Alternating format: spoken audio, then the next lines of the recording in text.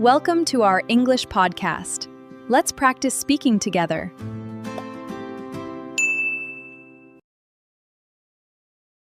Hey everyone, welcome back to the Just Speak English podcast. I'm Chase. And I'm Haley. Glad you're here with us today. Today's topic is a direct one: why you keep failing at learning English and how to actually fix it. Not in a harsh way. We're not here to make anyone feel bad.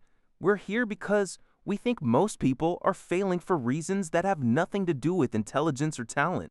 Exactly. If you've studied English for years and still feel stuck, this episode might explain why. And, more importantly, what to actually do differently starting today. Subscribe if you're new here, and let's get into it. 5 words for today.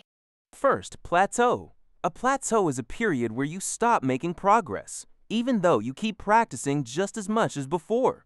She felt stuck on a plateau. Her English wasn't improving no matter how much she studied. Second, passive learning. Passive learning means absorbing information without actively producing or practicing it yourself. Like just watching or listening. Years of passive learning left him able to understand English, but not speak it. Third, feedback loop. A feedback loop is a process where you try something, get information about how it went, and adjust based on that information. Without a feedback loop, you keep making the same mistakes without ever knowing it. Fourth, scattered. Scattered means spread out without focus or organization. Her study approach was scattered. A little grammar here, a little vocabulary there, with no clear plan tying it together. And fifth, comfort zone. A word we've used before, but it's central today too. Your comfort zone is the set of situations where you feel safe, capable, and in control. Staying in your comfort zone feels good in the moment, but it's often where progress quietly stops. Okay, plateau, passive learning, feedback loop, scattered, comfort zone. Let's talk. Chase, in your experience, what's the number one reason people get stuck and stay stuck for years, even when they're putting in real effort? Honestly, the biggest one is passive learning. People watch English content, they read articles, they even understand a lot, but they never actually produce English themselves. They're consuming constantly, but never practicing output. And without output, you hit a plateau that input alone simply can't fix, no matter how much of it you do. That connects to something we said in episode 1, actually. Understanding and speaking are different skills. You can be excellent at one and stuck at the other. And most learners overinvest in the skill that feels comfortable, which is usually understanding, and avoid the one that feels uncomfortable, which is speaking. Exactly. It's comfortable to watch a show with subtitles.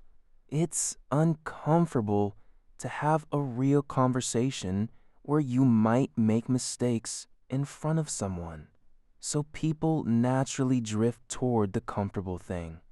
And call it studying, even though it's barely moving the needle. That's such an important distinction. What's the second reason people get stuck, in your opinion? I'd say no feedback loop.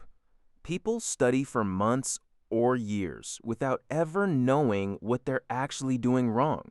They make the same pronunciation mistake, the same grammar mistake over and over because no one ever told them otherwise. And without that feedback, you can practice the wrong thing for years and feel like you're working hard while actually reinforcing bad habits the entire time. That's such a painful thought. Working hard at something and accidentally getting worse at it because you're practicing mistakes without realizing it. So, how do you build a feedback loop if you don't have access to a teacher? A few ways. Recording yourself and comparing it to native speakers is one. It's uncomfortable at first, but incredibly revealing. Using apps that give pronunciation feedback is another option. Even joining a conversation exchange where someone gently corrects you helps enormously. The key is that you need some reliable source of information about your mistakes, because your own ear often genuinely can't catch them. 我哪里那都可以的。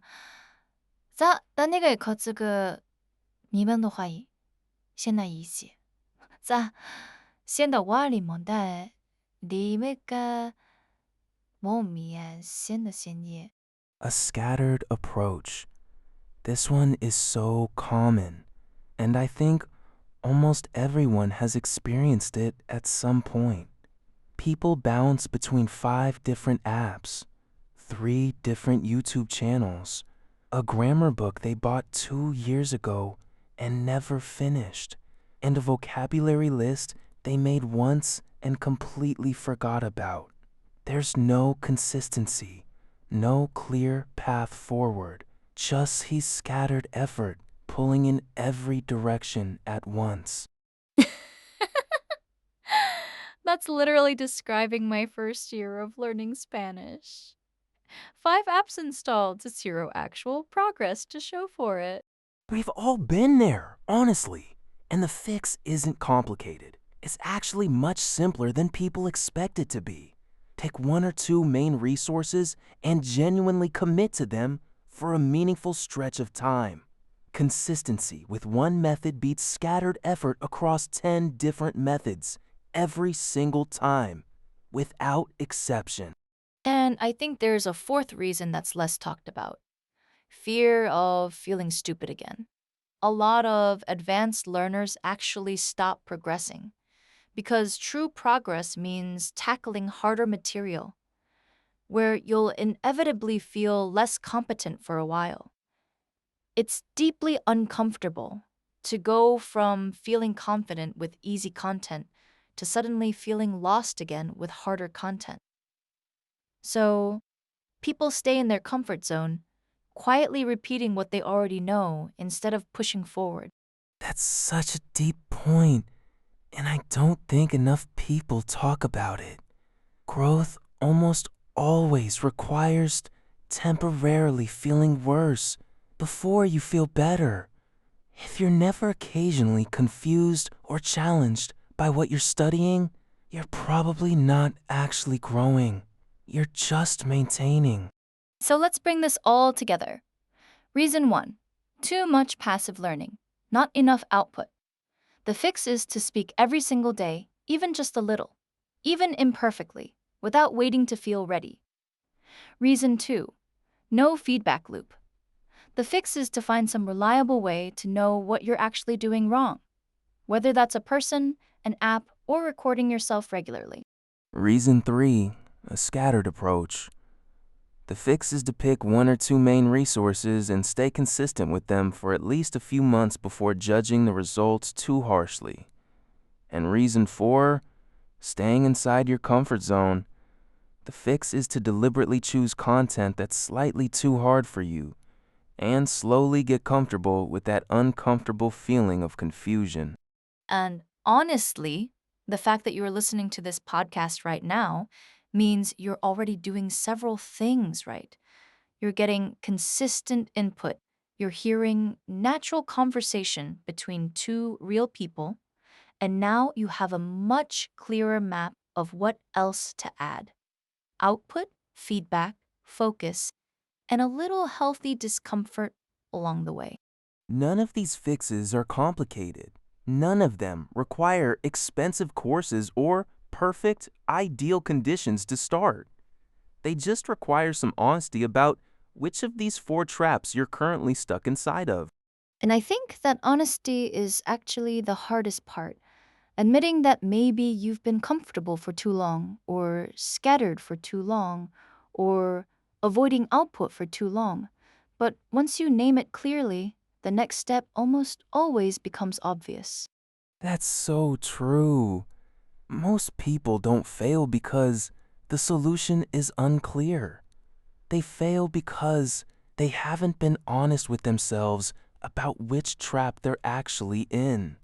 Once that becomes clear, the fix is usually surprisingly simple to identify. even if it still takes consistent effort to apply it over time. Can I add one more thing? Because I think there's a fifth pattern we haven't mentioned: comparing yourself to other learners. I see this constantly, especially online. Someone watches a video of a person who learned English in 8 months and suddenly feels like their own 3 years of progress mean nothing. Oh, that's such a good point. And it's everywhere now with social media. People post their highlight reels, the fluent conversation, the confident interview, the I learned English in 6 months headline. And nobody sees the thousands of awkward, quiet hours that came before that moment. Exactly. And comparison does something dangerous. It makes your own real steady progress feel invisible. You stop noticing that you understand more than you did last year, that conversations feel less exhausting than they used to, because you're too busy measuring yourself against someone else's highlight reel instead of your own starting point. So, I'd add that, as a fifth fix. Track your own progress against your own past self, not against strangers online. Keep a simple note of things you couldn't do 6 months ago that feel easy now. That comparison is the only one that actually means anything. That's such a healthy reframe. Comparison against yourself builds motivation. Comparison against strangers usually just builds discouragement. Quick vocab recap: plateau, a period where progress stops despite continued effort. Passive learning, absorbing information without producing it yourself. Feedback loop, trying something, getting information, and adjusting accordingly. Scattered, spread out without focus or organization. And comfort zone, the situations where you feel safe and in control. And the 5 traps from today: too much passive learning, no feedback loop, a scattered approach, staying inside your comfort zone, and comparing yourself to other learners instead of your own past self. Which one do you think is yours? If you're being completely honest, Comment below and let us know. We genuinely read every single one, and naming your trap publicly might be exactly the push you need to start fixing it. next episode we're going somewhere a little different. Stay tuned for that one. We think you're really going to enjoy it. Thank you so much for listening today. Subscribe if you haven't yet. It's free, and it really helps us keep this podcast going. See you in the next one. Haha, bye everyone! Bye!